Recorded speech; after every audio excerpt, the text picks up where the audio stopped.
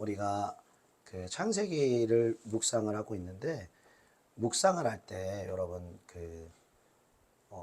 어떤 단어라든지 어떤 부분이 이렇게 눈에 들어오는 부분들이 있으면서 그걸 통해서 우리가 묵상을 하곤 하죠. 그리고 좀 더 나아가면 어떤 단어보다 어떤 구절, 한 구절이 어떤 감동이 되지는 그런 부분들도 있고요. 그렇죠?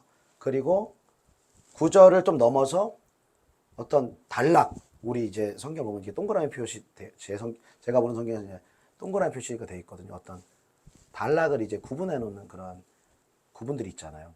그래서 이게 조금씩 그 하나님께서 어떤 단어적인 의미, 어떤 한 구절의 의미, 한 단락의 의미, 이것을 가르쳐 주시면서 또 거길 넘어서서 오늘 창세기 24장이라면 전체적인 24장 전체를 통해서 하나님 주시고자 하는 메시지, 그것들을 우리가 깨달아 알 때 단락이 다르게 보이고 구절이 다르게 보이고 어떤 단어를 선택해서 은혜를 받아도 다른 것입니다.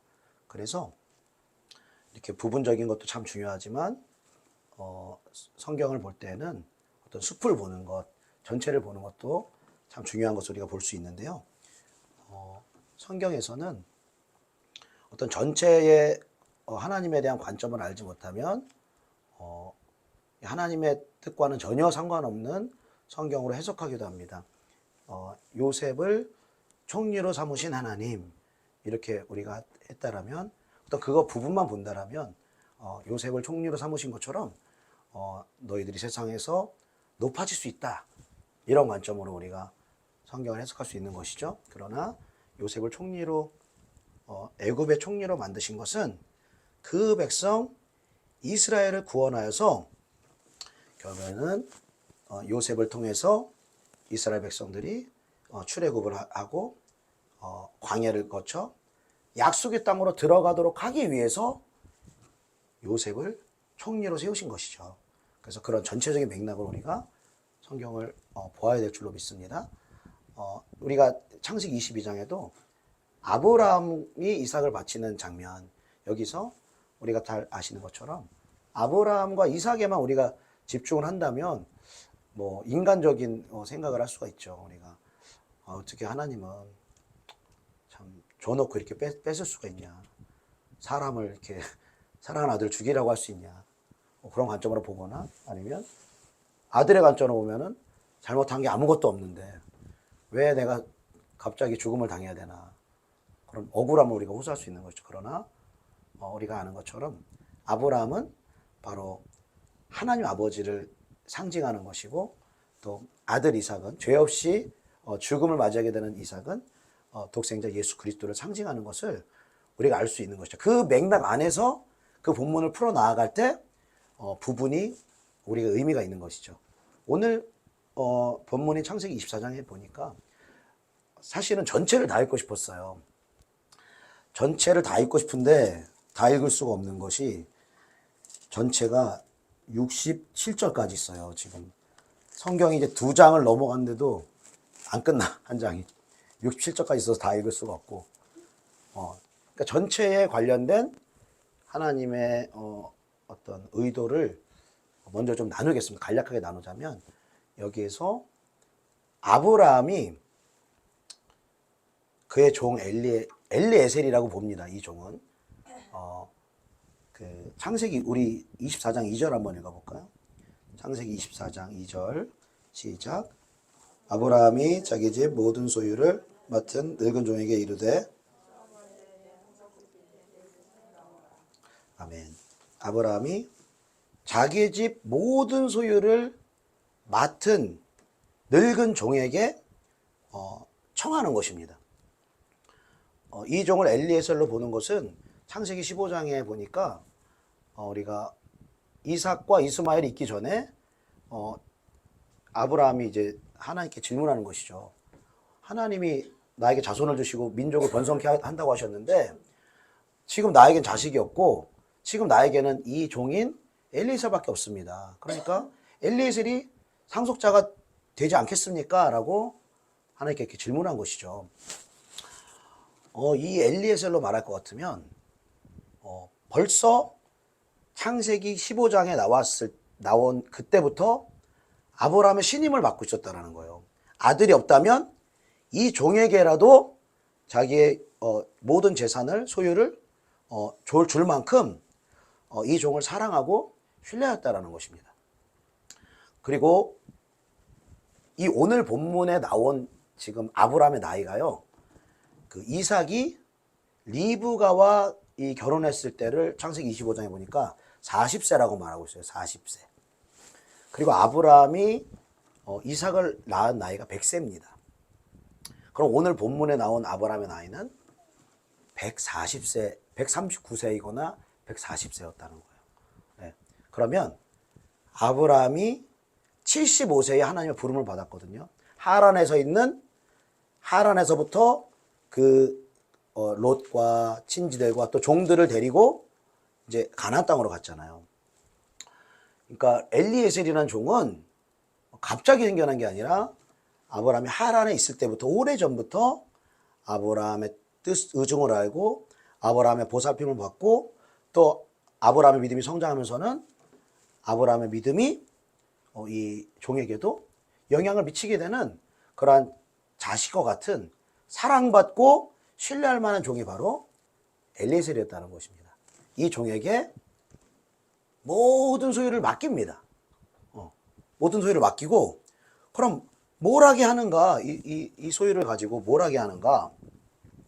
우리 3절 4절 한번 읽어봅시다. 3절 4절 시작.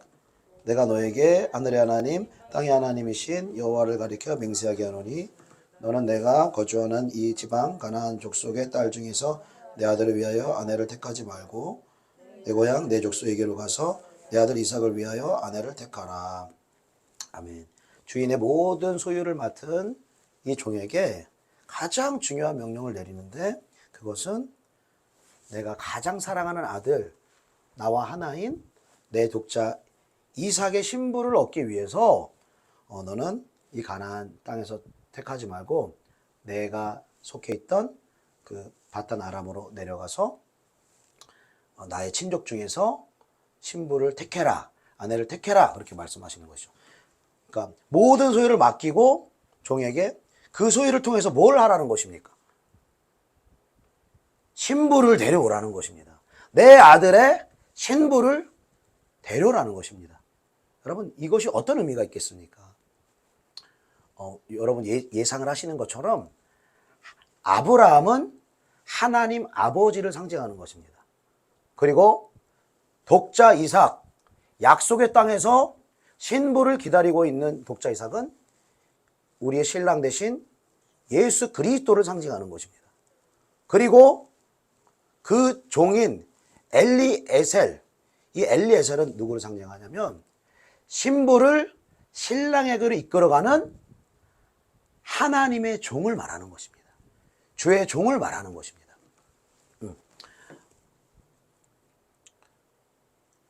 여러분 하나님께서 일하시는 아주 독특한 방법을 우리가 알 수 있는 것입니다. 아니, 어떻게 종을 얼마나 믿길래 자기 소유를 다 맡기실까요? 아브라함은. 그죠? 그리고 그렇게 사랑하는 이삭이라면, 우리가 부모라면 한번 생각을 해보세요. 그 먼 땅에 가서 자기 재산을 다 주고 그리고 신부를 자기 이 친족 중에서 골라준 게 아니에요. 아브라함이 고른 게 아니라 누구 보고 골라라? 종 보고 고라. 이게 충격적인 거예요. 그러니까 아니, 내 아들의 신부가 누가 될지도 모르는데 내가 직접 보고 골라야지. 내가 직접 막 며칠이라도 대해보고 골라야지. 그 종한테 그걸 맡기는 것 자체가 이상한 것이죠. 하나님께서 일하시는 방식이 이렇습니다. 하나님의 신부들을 신랑 대신 예수 그리스도께로 인도할 때 하나님이 직접 하시는 것이 아니라 하나님의 주의 종들을 통하여서 신부를 예수 그리스도께로 인도하는 줄로 믿습니다. 지금도 이러한 방식으로 계속해서 하나님이 일하시는 것입니다. 저와 여러분들이 하나님의 신부로 부르심 받은 것을 여러분 믿으십니까? 우리는 다 신부로 부름을 받은 것입니다. 자녀이면서도 신부로 부름을 받은 것이죠. 근데 우리가 신부로 부름받아서 주님을 믿게 되고 주님을 사랑하는 과정 속에서 반드시 엘리에셀과 같은 하나님의 사람, 하나님의 종이 우리를 그리스도께로 인도하는 역할을 한다는 것입니다. 여러분, 신부는 이 리브가가 신부로 여기서 나오는데 신랑이 있다는 것도 몰라요. 신랑의 존재를 모르죠. 그리고 신랑이 있는 곳으로 가야 된다는 것도 몰라요. 신부는 몰라요. 아직 신부로 준비되어 있지가 않기 때문에. 근데 신랑이 있다는 거, 그리고 영원한 약속의 땅으로 가야 한다는 것을 바로 하나님의 종을 통하여서 알게 한다는 것입니다. 그것을 깨닫게 하고 그 말씀을 듣게 하고, 그리고 그냥 말씀만 하는 게 아니죠. 이게 재물을 줘요. 보석도 주고, 자매들이면 또 이게 좋아하는 귀걸이 주고 코걸이 주고 막 주잖아요. 주니까 벌써 막 얼마나 좋아요. 일단은 뭐 신랑 얘기 안 듣고 벌써 막 뭐 주니까 너무 좋잖아요. 막 집에 가서 막 줬다, 나한테 이거 줬어요 하니까 그 오빠 라반 달려오잖아요. 또 내가 뭐 얻을 게 없나 해가지고 막 달려왔더니 또 라반과 나중에 가보면 라반과 그 리브가의 어머니한테도 각종 폐물을 주는 거예요. 그러니까 여러분, 하나님은 주의 종을 통해서 일하는 줄로 믿습니다. 여기서 우리가 조금 오해하지 말아야 될 것은, 주의 종이라는 것은 목사만을 가리키는 것이 아니라는 것입니다. 사역자만을 가리키는 것이 아니라는 것입니다. 어떤 고유명사가 돼버린 것 같아요. 주의 종 하면 이건 목사님이다. 주의 종 그러면 뭐 신학교도 나오고 사역자인가 보다, 우리가 이렇게 생각하는데 그렇지가 않습니다. 여러분, 주님을 주라고 여러분 고백하시죠? 주님이라고 여러분 주님을 인정하시죠? 그러면 여러분은 주의 종인 것입니다. 믿습니까? 네. 우리가 예수를 주라고 한다면, 주님이라고 한다면 우리는 주님의 종인 것입니다. 그런데 여러분, 순서가 있어요. 종으로 먼저 삼는 것이 아닙니다. 엘리에셀이라는 종도 이 아브라함의 모든 소유를 맡아서 아브라함이 가장 사랑하는 이삭의 아내를 선택하는 이 믿음의 여정까지 얼마나 많은 시간 아브라함과 동행하며 아브라함의 믿음을 배우며 아브라함의 섬김을 받으며 사랑과 믿음으로 성장하는 시간들을 가졌다라는 거예요. 그리고 어느 때가 되어서 이 중요한 일들을 이 종을 통해서 아브라함을 하기 시작했다라는 것입니다.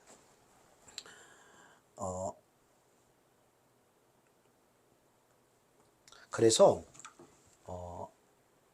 하나님의 종을 통해서 신부인 우리 한 사람 한 사람 믿는 우리를 교회라고 말하는데, 신부인 교회를 신랑이신 예수 그리스도께로 이끌어가는 역할을 이제 주의 종이 감당을 하는데, 그것에 대해서 사도 바울은 고린도 후서 11장에 이렇게 말합니다.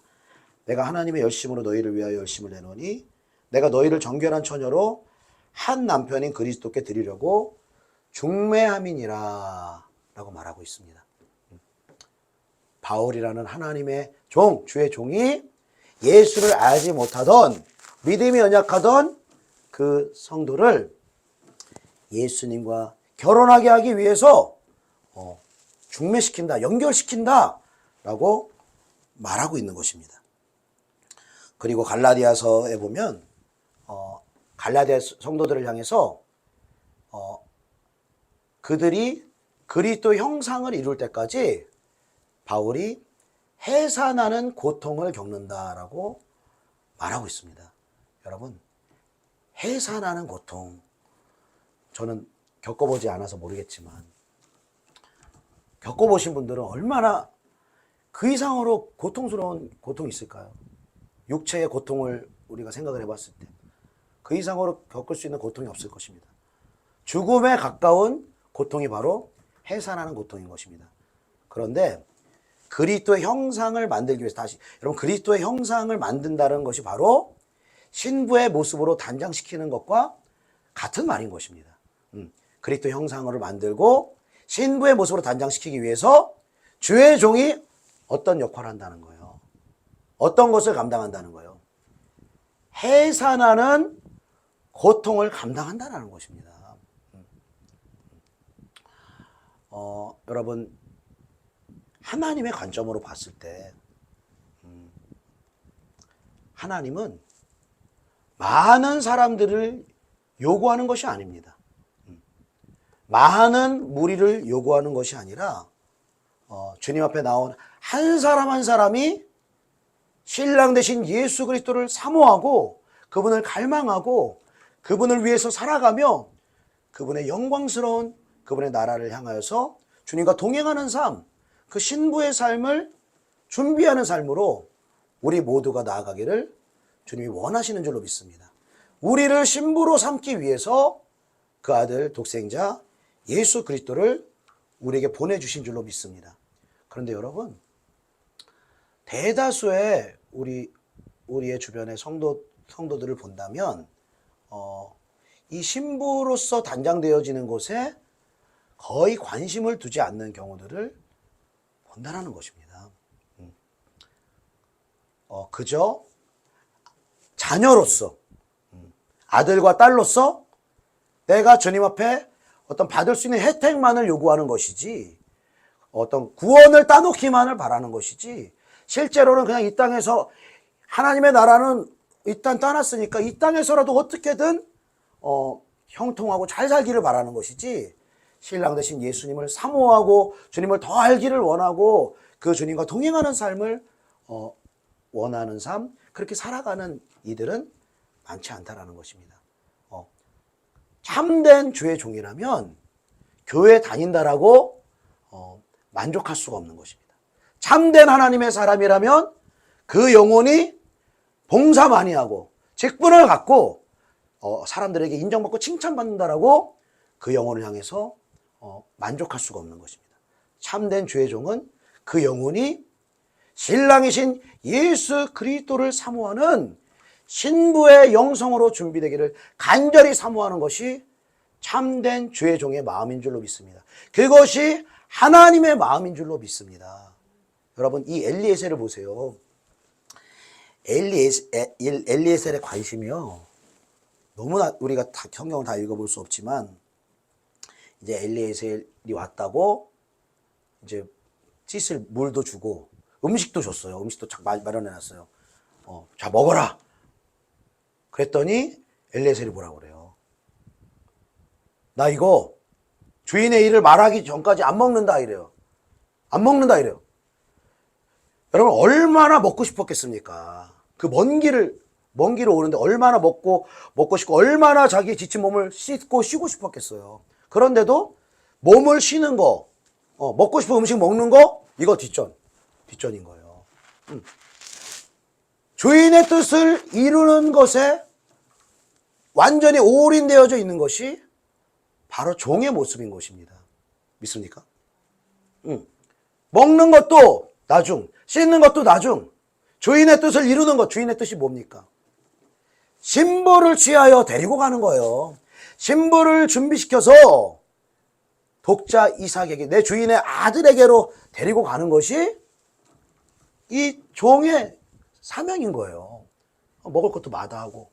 그리고 이제 가족들이 이제 헤어지게 생겼는데, 아니 좀 이 종이 배려심이 있으면 그냥 어떻게 이제 몇십 년 동안 못 볼 수도 있는데 가족들하고 좀 시간 좀 보내십시오.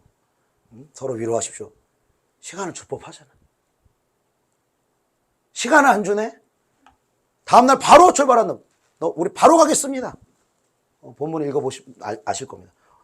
바로 가겠습니다. 그래요. 뭐가 그렇게 급해가지고, 뭐 2, 3일 좀 있다 가면 안 되나? 종은 늘 주인의 뜻을 이루는 거에 마음이 급한 거예요. 늘 이 신부를 준비해서 신랑에게로 그 신부를 드리는 것에 그 마음이 불타오르고 그 마음이 초점이 맞춰져 있는 것이 바로 종의 삶인 것입니다. 할렐루야.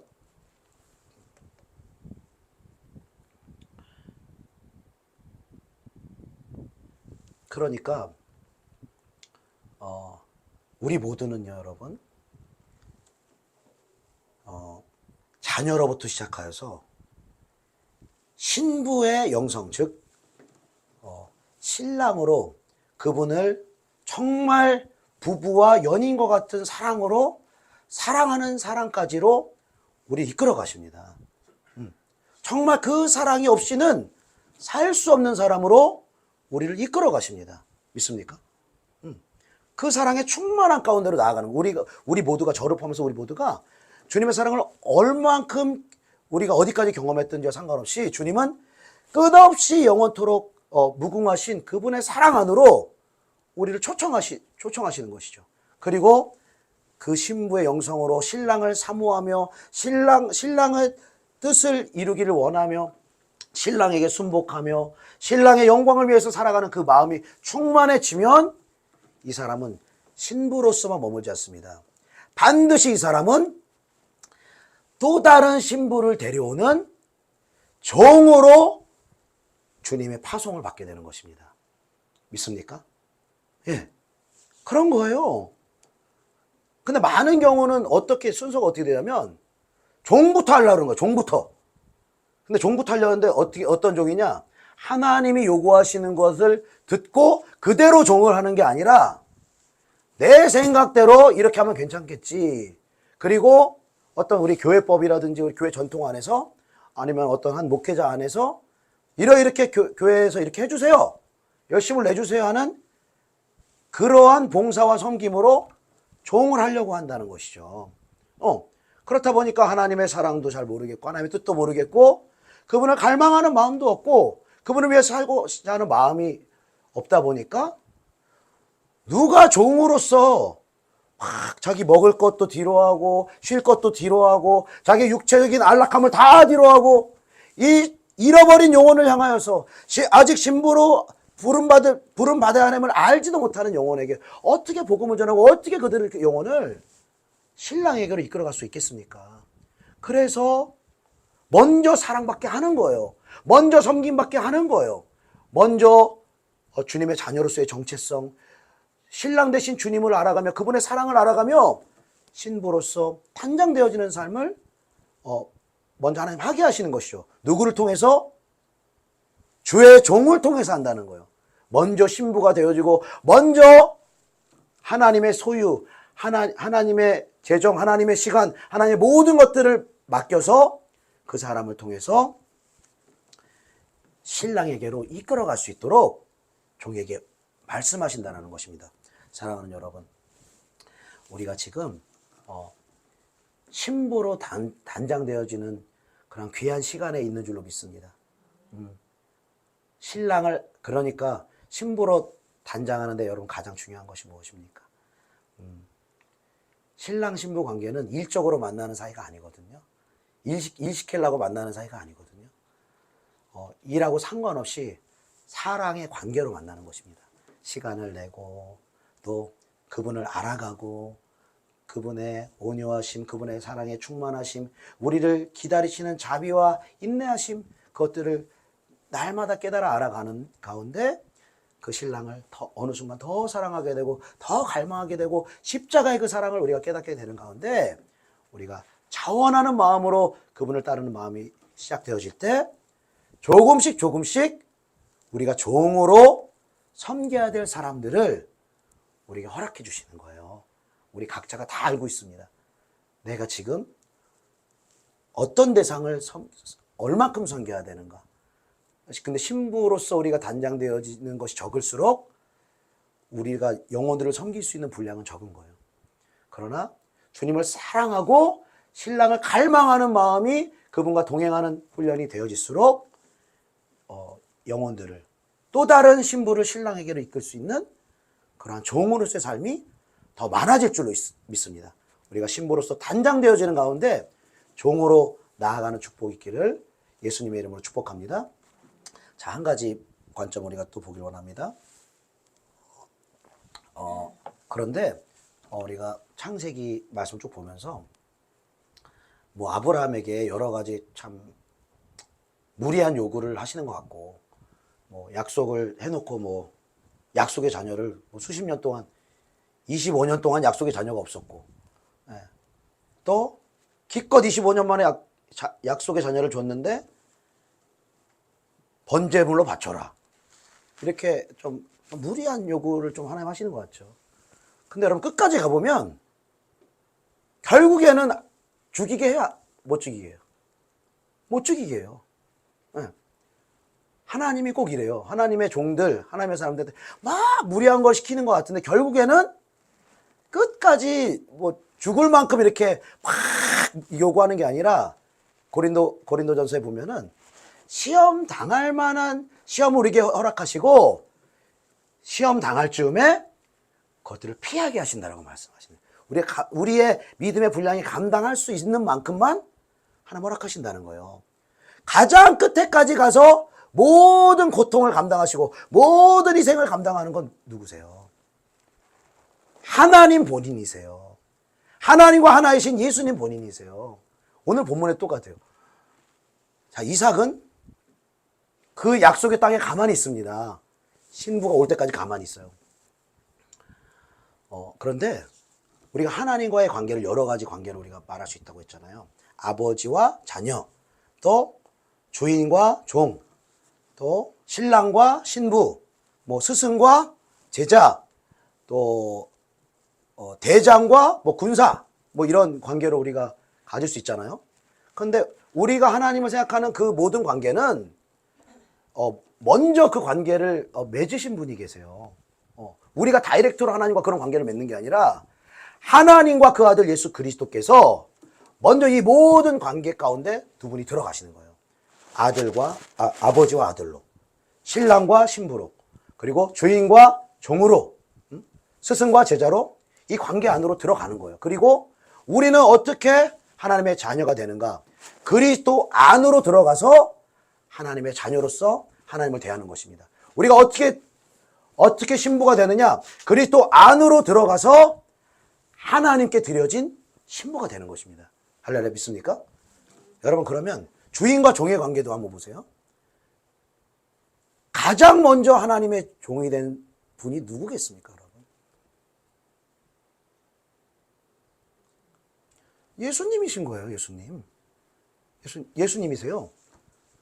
오늘 그러면 엘리에셀을 우리 한 사람 한 사람 신부로 부름받아서 그 영성이 성장하면서 종으로서의 이 사명을 감당하는, 즉 잃어버린 영혼들을, 신부로 아직 단장되어 있지 못한 영혼을 신랑에게 이끄는 사명을 우리 모두에게 맡기실 텐데, 그러기 전에 가장 먼저 하나님의 종으로 부름받은 분이 바로 예수님이셨다는 것입니다. 그리고 오늘 본문 말씀에서 이삭은 약속의 땅에 가만히 있어요. 결국에는 나중에 주님 다시 오실 때 하나님의 나라가 그 약속의 땅으로 내려올 텐데, 이삭은 가만히 있고 이제 종이 이제 신부를 취해서 이제 약속의 땅으로 가는 거죠. 그런데 신부를 취하는 이 과정에서 예수님은 이삭과 같이 그 약속의 땅에 가만히 있는 것이 아니라 먼저 종으로서 예수님은 하늘 영광을 버리고 이 땅 가운데로 오셨다는 것입니다. 무엇을 위해서? 신부를 준비시키기 위해서. 왜요? 신부가 신랑에게 갈 수 있는 방법이 없어요. 왜냐면 그 땅은 거룩한 땅이에요. 신랑은 거룩함이 있습니다. 거룩함이 없는 죄가 있는 땅에서 죄로 물들어 있는 사람은 신랑에게 갈 수 없어요. 약속의 땅, 하나님 나라로 갈 수 없어요.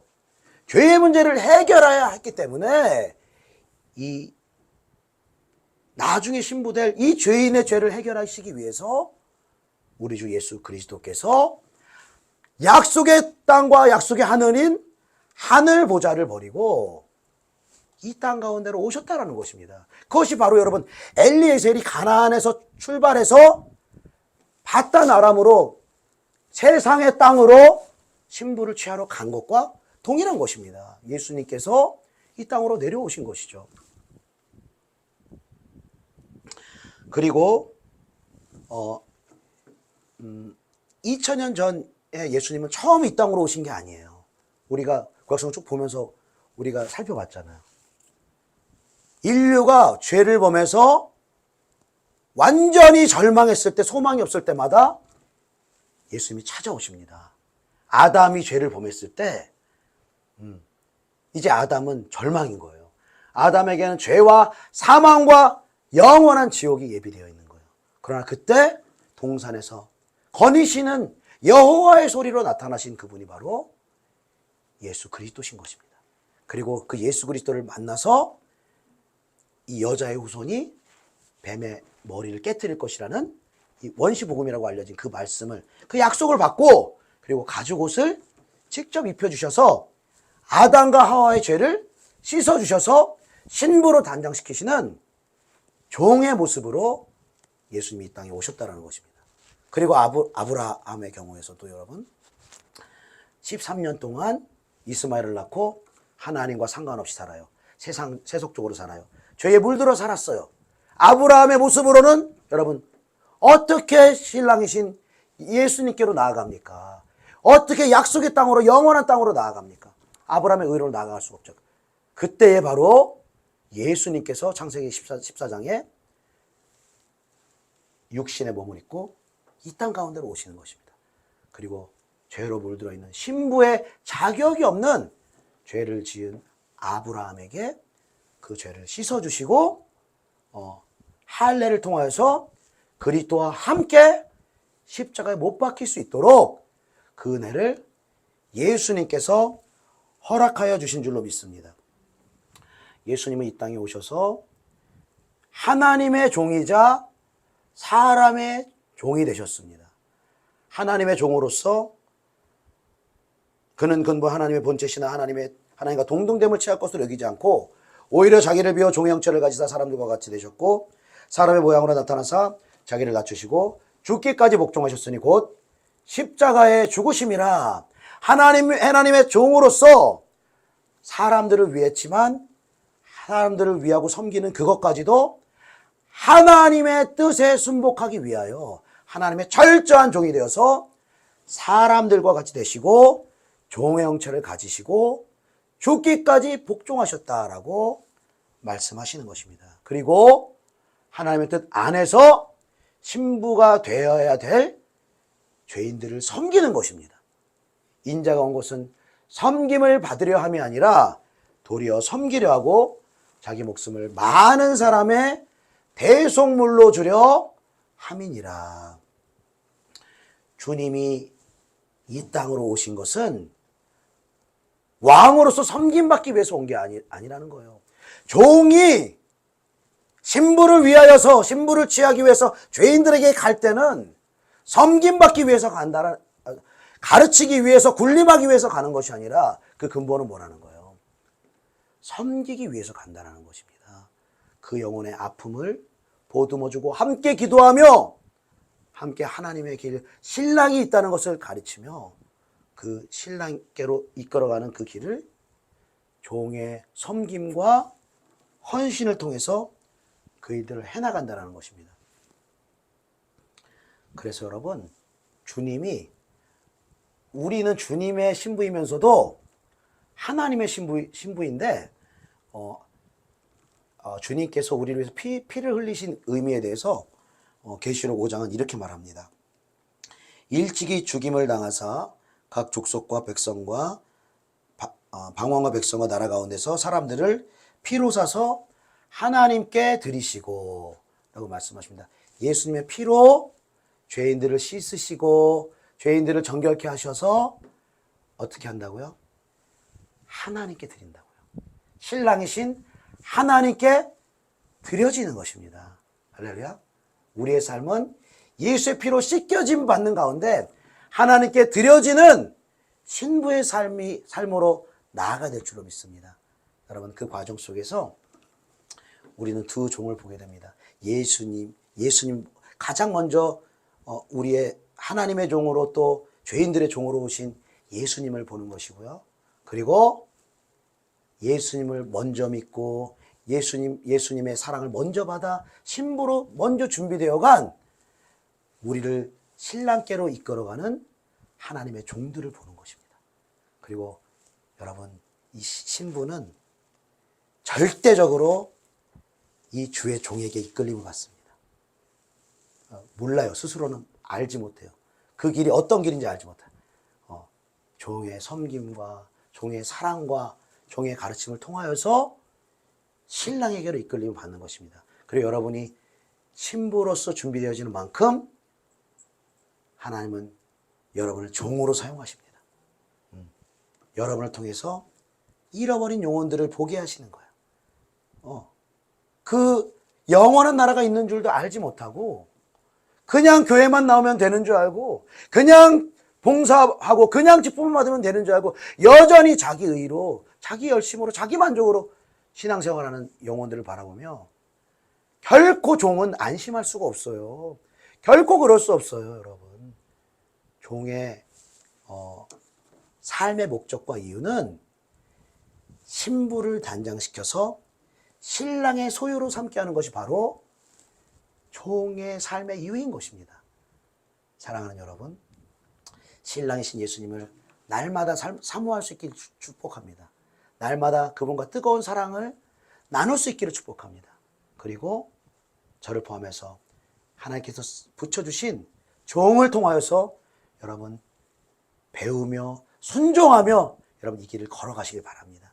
그리고 여러분의 믿음의 지경이 넓어지고 그 우리의 신랑이신 예수를 향한 사랑이 충만해지는 가운데 하나님은 여러분의 눈을 열어서 아직 신부로 부름받지 못한 죄로 인하여서 고통당하고 있는 영혼을 보여주실 것입니다. 그리고 그 영혼을 향해서 기도하며 그 영혼을 향해서 작은 섬김의 마음으로 시간을 내며 재정을 드리며 여러분 종의 시간은 종의 게 아니에요. 종의 재정은 종의 것이 아니에요. 모든 것이 누구를 위하여? 신부를 위하여 사용하는 거예요. 저는 제가 그런 종이 되기를 원합니다. 너무 부족하지만 신부를 위하여 우리 성도님들을 위하여 수많은 교회는 아니지만 신부로서의 빛을 완전히 잃어버리고 하나님의 나라를 향해서가 아니라 오히려 애굽을 향해서 나아가는 수많은 영혼들을 위해서 저는 쓰임받기를 원합니다. 여러분도 동일하게 그러한 영혼들을 향해서 나아갈 수 있는 신부의 영성으로 종의 영성으로 나아갈 수 있기를 예수님의 이름으로 축복합니다. 기도하겠습니다.